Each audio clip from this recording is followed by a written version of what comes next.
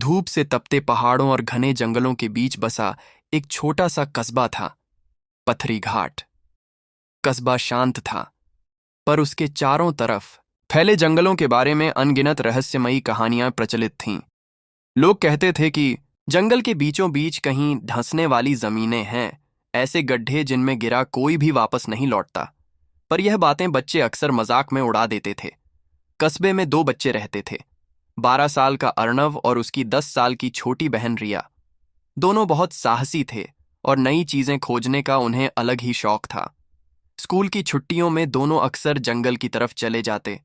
पेड़ों पर चढ़ना, अजीब आकृतियों वाले पत्थर ढूंढना या फिर मिट्टी में खुदाई कर रहस्यमयी चीजें ढूंढना। उनकी माँ कई बार मना करती, पर बच्चे अपनी मस्ती में रहते। एक दिन दोपहर के वक्त, जब हवा में अजीब सी गर्मी और सन्नाटा था, अर्णव ने कहा, रिया, आज हम उस पुराने रास्ते पर चलते हैं जहां से लोग कहते हैं कि आगे एक बड़ी खाई है। रिया हंसते हुए बोली, माँ को मत बताना, वरना वो डांटेंगी। दोनों पानी की बोतल और एक छोटी सी टॉर्च लेकर ही पत्तों की सरसराहट और जंगल में पक्षियों की आवाजें सुनाई दे रही थीं। पेड़ों के बीच से आती धूप इतनी फैली हुई थी कि लगता था जैसे जंगल सो रहा हो। काफी देर चलने के बाद रास्ता संकरा होने लगा। अचानक रिया रुक गई। भैया, ये देखो, ये जमीन कुछ अलग लग रही है। जमीन के एक हिस्से की मिट्टी बाकी जगह से ज्यादा नरम थी, जैसे हाल ही में खोदी गई हो। अर्णव ने अपना पैर रखा और मिट्टी थोड़ा धंस गई। रिया चिंतित होकर बोली, ये ठीक नहीं लग रहा। अर्णव ने कहा, शायद यही वो जगह है, धंसने वाली जमीन। अचानक एक कड़कड़ाहट जैसी आवाज आई और उनके पैरों तले की मिट्टी हिलने लगी। भैया! रिया चिल्लाई और अगले ही पल जमीन फटी और दोनों एक गहरे गड्ढे में गिरते चले गए। गिरते समय दोनों चिल्लाते रहे। मिट्टी, पत्थर और सूखे पत्ते उनके साथ नीचे की ओर बह रहे थे। कुछ ही सेकंड में अंधेरा पूरा घिर चुका था। रिया का हाथ छूटने ही वाला था कि अर्णव ने उसे कसकर पकड़ लिया। धप, दोनों नरम मिट्टी पर गिर पड़े। अंधेरा इतना घना था कि हाथ आगे करने पर भी दिखाई नहीं देता। रिया रो पड़ी, हमें ऊपर कैसे जाना है? अर्णव ने खुद को संभाला। पहले देखते हैं कि हम कहाँ हैं। उसने अपनी जेब से टॉर्च निकाली और जलाई।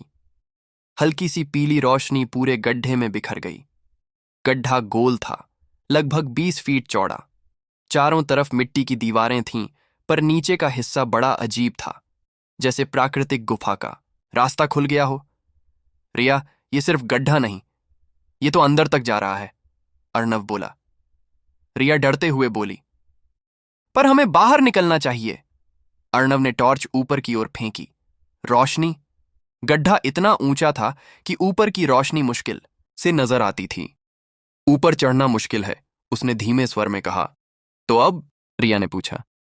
अब हम नीचे के रास्ते को देखते हैं, शायद कहीं बाहर निकलने का रास्ता मिले। दोनों सावधानी से आगे बढ़े। मोटी मोटी जड़ों, नुकीले पत्थरों और ठंडी हवा के बीच रास्ता मुश्किल था। कुछ दूरी पर पहुंचकर उन्हें एक सुरंग जैसी जगह दिखी। दीवारें चिकनी थीं और उन पर कुछ अजीब निशान भी खुदे हुए थे, जैसे किसी ने नुकीली चीज से लंबी लकीरें बनाई हों। रिया फुसफुसाई, ये किसने बनाई होंगी? अर्णव ने जवाब नहीं दिया। उसकी नजरें उन निशानों पर अटकी थीं। वे सामान्य नहीं लग रहे थे, कुछ तो उनमें अजीब चमक भी थी। सुरंग में आगे बढ़ते हुए अचानक उन्हें किसी के चलने की हल्की आवाज सुनाई दी, जैसे कोई पीछे आ रहा हो। रिया ने अर्णव का हाथ कसकर पकड़ लिया। ये क्या है? कोई है क्या? अर्णव ने धीरे से टॉर्च की रोशनी पीछे की ओर की, पर वहां कुछ नहीं था। शायद गुफा की आवाजें हों, अर्णव ने खुद को समझाया, पर उसकी आवाज में आत्मविश्वास नहीं था। कुछ ही देर बाद वे एक चौड़ी जगह पर पहुंचे। बीच में एक बड़ा सा पत्थर का स्तंभ था, जिस पर हाथ जैसे निशान बने थे। 14 अलग आकार के हाथ, बड़े, छोटे, पतले, मोटे। ये कितने लोगों के हाथ लगते हैं? रिया डरते हुए बोली। अर्णव ने स्तंभ छूने के लिए हाथ बढ़ाया। ना छूओ, पर अर्णव ने पहले ही छू लिया था। जैसे ही उसकी उंगलियां पत्थर से टकराईं, पूरा स्तंभ नीली रोशनी से चमक उठा। रिया ने अपनी आंखें ढंक लीं। रोशनी धीरे धीरे शांत हुई, पर अब गुफा के अंदर पहले से ज्यादा ठंडक और रहस्य महसूस हो रहा था। अर्णव, ये सब क्या है? रिया रोने लगी। अर्णव ने कहा, मुझे नहीं पता, लेकिन हम यहां अकेले नहीं हैं। अचानक हवा में किसी फुसफुसाहट की आवाज आई, जैसे कई लोग एक साथ धीमे स्वर में बोल रहे हों। रिया कांपते हुए बोली, ये आवाजें कहीं ये... अर्णव ने उसे शांत किया।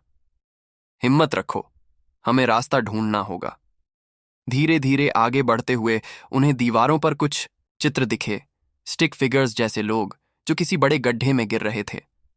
आगे के चित्रों में वे लोग किसी छाया जैसे जीव के सामने खड़े थे, लंबा, बिना आंखों वाला, काली धुंध जैसा। रिया ने घबराकर कहा, ये तो जैसे हमारी कहानी हो। अर्णव भी घबरा गया, पर तभी गुफा के दूसरे छोर से एक धीमी रोशनी दिखाई दी। दोनों उस रोशनी की ओर बढ़े। वह रोशनी किसी छोटे से खोह से आ रही थी, जैसे बाहर की धूप झांक रही हो। शायद रास्ता यही है, रिया बोली। पर अचानक धप्प, उनके पीछे की जमीन हिली। उन्होंने मुड़कर देखा। अंधेरे में एक काली आकृति खड़ी थी, मानो धुएं का गुब्बार हो, पर रूप इंसान जैसा। उसकी आंखें नहीं थीं, पर वह सीधा बच्चों को देख रही थी, या शायद महसूस कर रही थी। रिया चीखने ही वाली थी कि अर्णव ने उसका मुंह दबा दिया। भागो! दोनों खोह की ओर।